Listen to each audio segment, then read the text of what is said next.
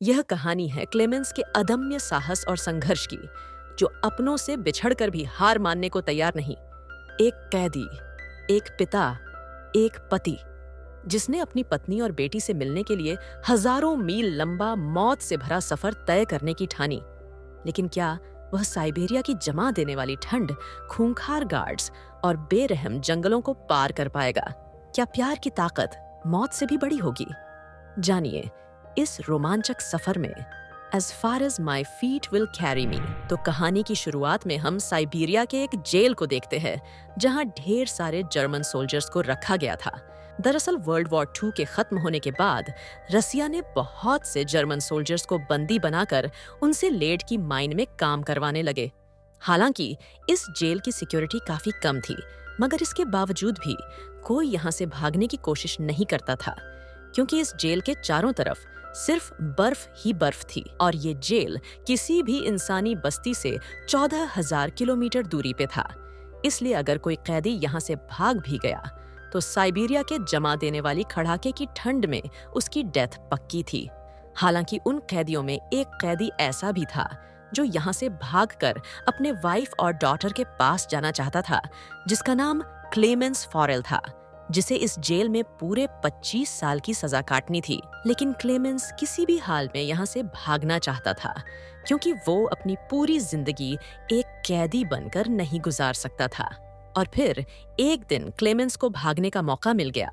वो कोयला ले जाने वाली मालगाड़ी में बैठकर यहाँ से भाग निकला, जहाँ जेल के बाहर आकर उसने खुले आसमान में तारों को देखा तो खुशी के मारे उसकी आंखें चमक उठीं।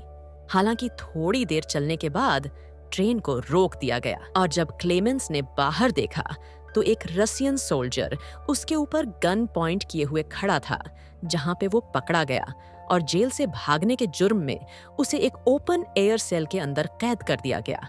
और पूरे 2 दिनों के बाद इस जेल के वार्डन ने उसे सेल से बाहर निकालकर कहा कि तुम्हारे साथी बेसब्री से तुम्हारा इंतजार कर रहे हैं।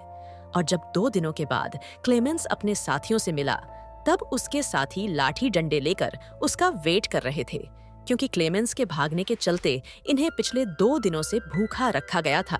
इसलिए क्लेमेंस को देखते ही बाकी कैदियों ने उस पर हमला करके उसे बहुत ही बुरी तरह से पीटा, जिसके चलते वो इतना जख्मी हो गया कि उसे जेल के हॉस्पिटल में एडमिट करना पड़ा, जहाँ पे जेल का एक डॉक्टर भी कैदी था।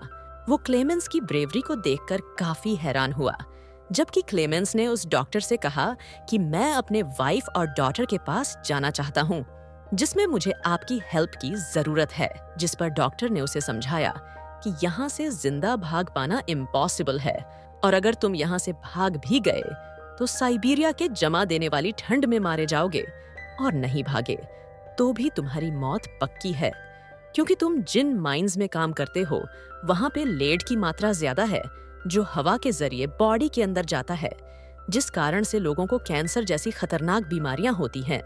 इसलिए डॉक्टर ने उसे सलाह दी कि तुम्हें यहाँ से एक आखिरी बार भागने की कोशिश करनी चाहिए। जिसके बाद डॉक्टर ने क्लेमेंस को अपने सारे गर्म कपड़े और शूज देकर बताया कि रशियन अपना खाना रेलवे लाइन पे छुपा कर रखते हैं, और साथ ही उसने क्लेमेंस को एक गन भी दिया ताकि वो खुद की रक्षा कर सकें। दरअसल डॉक्टर ने ये सारा सामान इसलिए इकट्ठा किया था क्योंकि वो खुद इस जेल से भागना चाहता था, मगर उसे 1 हफ्ते पहले ही पता चला कि वो एक कैंसर पेशेंट है और उसके पास ज्यादा टाइम नहीं है। इसलिए वो क्लेमेंस को एक लंच बॉक्स देकर कहा कि अगर तुम जिंदा बच गए तो इसे मेरी फैमिली तक पहुंचा देना और उनसे कहना कि अब वो इस दुनिया में नहीं है। इसके बाद रात के अंधेरे में क्लेमेंस एक बार फिर से भाग निकला, लेकिन इस बार मालगाड़ी में बैठने के बजाय उसने पैदल ही चलने का डिसीजन लिया। और जब अगली सुबह वार्डन को ये पता चला कि क्लेमेंस जेल से भाग गया, तो वो डॉक्टर से पूछताछ करने उसके रूम में पहुंचा। लेकिन उसके आने से पहले ही डॉक्टर ने सुसाइड कर लिया था, जिसके बाद वार्डन ने बहुत से रसियन सोल्जर्स को क्लेमेंस की तलाश में भेजा। लेकिन कई दिनों तक ढूंढने के बावजूद भी उन्हें क्लेमेंस का कुछ पता नहीं चला, जिस वजह से सभी को लग रहा था कि वो साइबेरिया के जमा देने वाली ठंड में मारा गया होगा। मगर वार्डन को पता था कि क्लेमेंस बहुत स्ट्रांग है, वो इतनी जल्दी हार नहीं मानेगा। इसलिए उसने इस सर्च ऑपरेशन को जारी रखने का निर्देश दिया। और वहीं दूसरी ओर हम क्लेमेंस को देखते हैं, जो पूरे जोश के साथ बर्फीले स्टॉर्म को पार करते हुए आगे बढ़ रहा था कि तभी उसे कुछ कुत्तों के भौंकने की आवाजें सुनाई दी। और जैसे ही वो मुड़कर देखा तो एक स्लेज उसकी ओर आ रहा था, और उससे पहले कि वो वहां से भाग पाता, वो स्लेज इसके ऊपर से होकर गुजर गया। और जब क्लेमेंस की नींद खुली तब उसे एहसास हुआ कि वो तो सिर्फ एक सपना देख रहा था। दरअसल क्लेमेंस पिछले 9 दिनों से पैदल चल रहा था, जिस वजह से उसका खाना भी खत्म हो चुका था, और साथ ही भूख और थकान के चलते उसका आगे बढ़ना मुश्किल हो रहा था। लेकिन उसके बावजूद भी क्लेमेंस ने हार नहीं मानी। वो जैसे तैसे करके आगे बढ़ता रहा, और कुछ दिनों तक पैदल चलने के बाद क्लेमेंस की बॉडी ने भी जवाब दे दिया। वो भूख के मारे बेहोश हो गया, और जब कुछ टाइम के बाद होश आया तो उसे कुछ अजीब सी आवाजें सुनाई दे रही थीं कि तभी उसने एक सील को देखा, जिसे देखते ही उसकी आंखें चमक उठीं। और फिर उसने तुरंत ही अपनी गन को निकाला और पूरी ताकत के साथ उस सील के ऊपर निशाना साधते हुए शूट किया। पर उसका निशाना चूक गया और वो सील वहां से भागने लगी।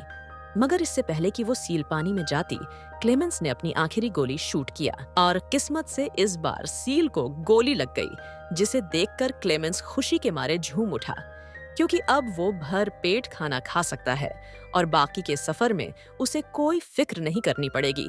आज क्लेमेंस ने कई दिनों के बाद भर पेट खाना खाया और थोड़ा आराम करने के बाद अपने आगे के सफर को कंटिन्यू रखा, जहां इतने लंबे सफर में क्लेमेंस बिल्कुल अकेला था और चारों तरफ बर्फ ही बर्फ के अलावा कुछ और न था जिस माहौल में उसका दिमागी संतुलन बिगड़ सकता था। इसलिए वो लगातार खुद से बातें करता और पॉजिटिव चीजें बोलकर खुद को आगे बढ़ने के लिए मोटिवेट करता रहा, जिसके साथ ही वो बीच बीच में कंपास के जरिए अपनी डायरेक्शन को देखता, ताकि वो इस मैदान से कहीं भटक ना जाए। ऐसे ही कुछ दिन गुजर गए और 2 महीनों तक लगातार चलने के बाद उसको इस बर्फीले मैदान में एक छोटा सा पेड़ दिखाई दिया, जिसे देखकर क्लेमेंस को खुशी का ठिकाना न रहा। वो भागकर उस पेड़ को गले से लगा लिया। दरअसल ये पेड़ इस बात का इंडिकेशन था कि लगातार 2 महीने चलने के बाद वो आर्कटिक सर्कल से बाहर आ चुका था। वहीं दूसरी तरफ हम वार्डन को देखते हैं, जो अब भी क्लेमेंस की तलाश में था। साथ ही उसने अपनी सर्च दल को ये निर्देश दिया था कि वो 500 किलोमीटर के सर्कल में उसकी तलाश करें। जबकि क्लेमेंस एक जंगल से होता हुआ आगे बढ़ रहा था कि तभी वहां पे एक बर्फीला स्टॉर्म आ गया, और ये तूफान इतना तेज था कि बहुत से बड़े बड़े पेड़ भी जमीन से उखड़कर नीचे गिरने लगे। और जैसे ही क्लेमेंस आगे बढ़ने की कोशिश किया, तैसे ही एक बड़ा सा पेड़ उसके ऊपर गिर पड़ा। हालांकि उसकी किस्मत अच्छी थी, क्योंकि सैम जॉन और मैटन नाम के 2 व्यक्ति जो जंगल में गोल्ड की तलाश कर रहे थे, उन्होंने उसे देख लिया और टाइम रहते क्लेमेंस की जान बचा ली। जिसके बाद ये तीनों एक साथ आगे बढ़ते रहे और कई दिनों तक चलने के बाद उस बर्फीले मैदान से बाहर आ गए, जहां इन्हें रास्ते में एक नदी मिली, जिसे पार करने के लिए इन तीनों ने लकड़ी की एक राफ्ट बनाई और उसके जरिए इन्होंने अपने आगे के सफर को कंटिन्यू रखा। जबकि रिवर को पार करते वक्त ये तीनों आपस में बातें करने लगे और एक दूसरे को अपने बचपन के किस्से, कहानियां सुनाने लगे।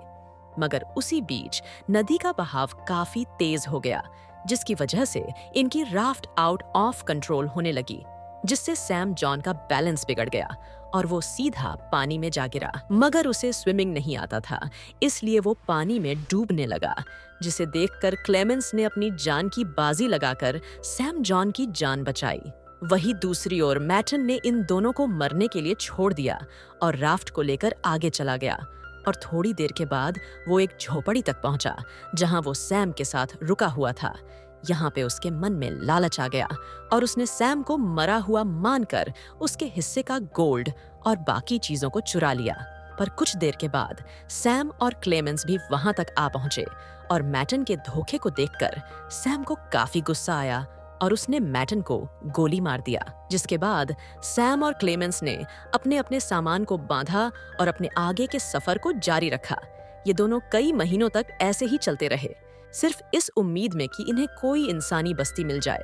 मगर एक बार फिर सर्दियों का मौसम आ गया और आसपास के सभी जंगल बर्फ की सफेद चादर में ढक गए। वही सैम का सामान काफी भारी था, जिसकी वजह से उसे बर्फ के ऊपर चलने में दिक्कत हो रही थी, जिसे देखकर क्लेमेंस ने उसका बोझ को कम करने की कोशिश की। लेकिन सैम को लगा कि शायद क्लेमेंस भी उसका गोल्ड चुराना चाहता है, इसलिए उसने क्लेमेंस के ऊपर हमला करके उसे बेहोश कर दिया।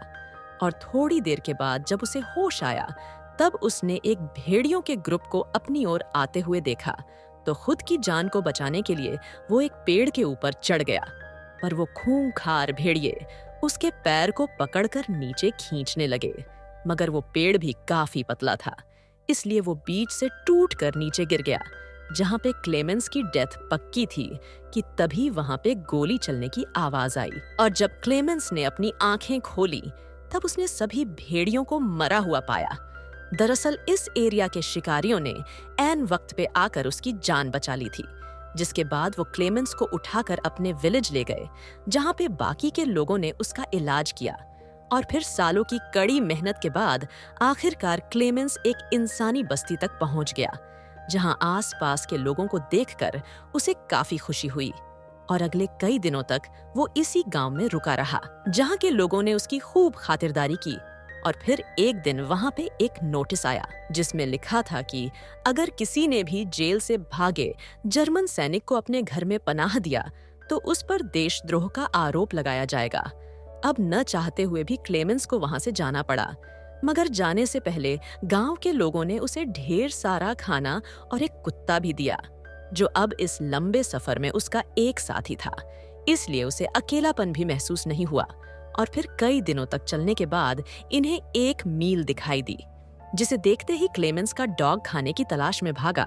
और अपने डॉग को बचाने के लिए क्लेमेंस भी उस मिल के अंदर चला गया, जहां के वर्कर्स ने उसे पहचान लिया और अपने मालिक के पास ले गए। और वही क्लेमेंस ने अपनी आप बीती सुनाई, जिसे सुनने के बाद उन सभी के दिलों में क्लेमेंस के प्रति हमदर्दी भर आई। जिसके बाद इन्होंने क्लेमेंस को खाना खिलाया और उसे जर्मन जाने वाली ट्रेन में बैठाकर अलविदा किया।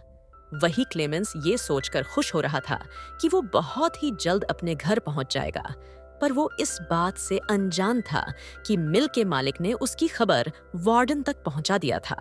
और अब वार्डन अपने आदमियों के साथ स्टेशन पे उसका इंतजार कर रहा था। लेकिन पहुंचने से पहले ही क्लेमेंस ने उसके आदमियों को देख लिया था और मौका मिलते ही वो ट्रेन से भाग निकला। मगर अनफॉर्चुनेटली रशियन सोल्जर्स ने उसे देख लिया और उसका पीछा करने लगे।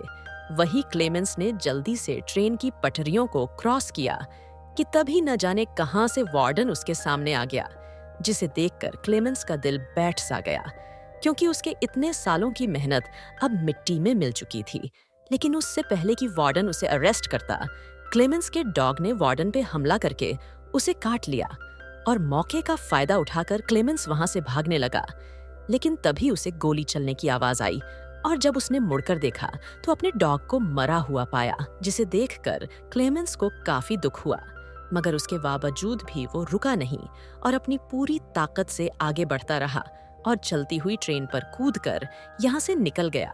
और कुछ इस तरह से वो वार्डन के हाथों से फिर बच निकला। और फिर ऐसे ही दिन गुजरते गए। क्लेमेंस धीरे धीरे सफर में आगे बढ़ता रहा और देखते ही देखते साल 1952 आ गया। हालांकि क्लेमेंस को जेल से भागे हुए पूरे 7 साल हो चुके थे, जबकि वो सेंट्रल एशिया के एक गांव के मेले में इधर उधर भटक रहा था, जहां खाने पीने की तरह तरह की चीजें बिक रही थीं। लेकिन उसके पास पैसा नहीं था, इसलिए वो मन मानकर आगे बढ़ गया कि तभी उसकी नजर 2 लड़कियों पे गई जो पैनकेक्स को बेच रही थीं, जिसे क्लेमेंस खाना चाहता था। पर उसके जेब में एक फूटी कौड़ी तक न थी, इसलिए वो डिसअपॉइंटेड होकर आगे बढ़ गया। लेकिन तभी उनमें से एक लड़की को उस पर तरस आ गया और उसने पैनकेक्स का एक हिस्सा क्लेमेंस को दे दिया, जिसे पाकर उसे पहले तो कुछ अजीब लगा, मगर कुछ टाइम के बाद उसने पैनकेक को खा लिया। और वहीं इस मेले में जायनिश नाम का एक आदमी भी था, जिसने ये सब कुछ देख लिया था और क्लेमेंस का पीछा करते हुए वो चर्च में पहुंच गया। दरअसल ये आदमी भी किसी जमाने में एक वॉर प्रिजनर हुआ करता था, इसलिए उसने क्लेमेंस को पुलिस के हवाले नहीं किया, बल्कि उसकी हेल्प करने की कोशिश की। वो क्लेमेंस को अपने घर ले गया, जहां क्लेमेंस ने कई साल के बाद अपनी सेविंग की और अपने पुराने रूप में आया, जिसके बाद उस आदमी ने क्लेमेंस को एक नया पासपोर्ट दिया ताकि वो रशिया के बॉर्डर को क्रॉस करके जर्मनी पहुंच सकें। और जाने से पहले क्लेमेंस ने उस आदमी का शुक्रिया अदा किया और फिर रशिया और जर्मनी के बॉर्डर की तरफ निकल पड़ा। और कुछ ही हफ्तों के बाद वो रशिया के बॉर्डर तक पहुंच गया और वहां मौजूद रशियन सोल्जर को अपना पासपोर्ट दिखाया, जहां पे क्लेमेंस को ये डर था कि कहीं ये सोल्जर उसे पहचान न लें या फिर उसका नकली पासपोर्ट पकड़ा न जाए। मगर फॉर्चुनेटली ऐसा कुछ नहीं हुआ, बल्कि उस सोल्जर ने उसे बॉर्डर क्रॉस करने की परमिशन दे दिया, जिसे देखकर क्लेमेंस को इतनी खुशी हुई कि वो चाहकर भी अपनी हंसी को रोक नहीं पा रहा था। और फाइनली वो उस ब्रिज पे आ गया, जिसे क्रॉस करने के बाद वो अपने देश जर्मनी में पहुंच जाएगा। मगर जैसे ही क्लेमेंस आधे रास्ते पहुंचा, उसकी आंखों पे एक तेज रोशनी आई और जब उसकी आंख खुली तब उसने वार्डन को अपने सामने पाया। जहां क्लेमेंस ने पीछे मुड़कर देखा तो वो अभी भी रशिया के जमीन पे था, जिसका मतलब था कि वार्डन अब भी उसे अरेस्ट कर सकता है। ये सोचकर क्लेमेंस का दिल टूट गया, क्योंकि उसके इतने सालों की मेहनत अब व्यर्थ जाने वाली थी। लेकिन कुछ ऐसा हुआ जिसकी उम्मीद क्लेमेंस को भी नहीं था, जहां पे वार्डन ने उसका रास्ता छोड़ दिया और उसे आगे जाने की परमिशन भी दिया। हालांकि पहले उसे यकीन नहीं हुआ, पर वो हिम्मत करके धीरे धीरे आगे बढ़ा। दरअसल वार्डन ने क्लेमेंस के जिंदा रहने के जज्बे और बहादुरी से काफी प्रभावित हुआ, इसलिए उसने क्लेमेंस को अरेस्ट नहीं किया बल्कि अपने वतन जाने दिया। वही क्लेमेंस ने भी फाइनली बॉर्डर को क्रॉस करके अपने देश जर्मनी में पहुंच गया। इसके बाद वो अपने घर गया, जहां उसने अपनी बेटी और वाइफ को देखा, जो थोड़ी देर के बाद चर्च के लिए निकलने वाले थे, जिनका पीछा करते हुए क्लेमेंस भी चर्च में पहुंच गया, जहां पे उसकी बेटी ने उसे पहचान लिया और भागकर अपने पिता को गले लगा लिया। और वहीं इतने सालों के बाद क्लेमेंस को देखकर उसकी वाइफ की खुशी का कोई ठिकाना नहीं था। आखिरकार इन तीनों ने एक दूसरे को गले लगाया। इसी के साथ ये शानदार कहानी यहीं पे खत्म हो जाती है। तो उम्मीद करती हूँ कि आपको ये वीडियो पसंद आई होगी।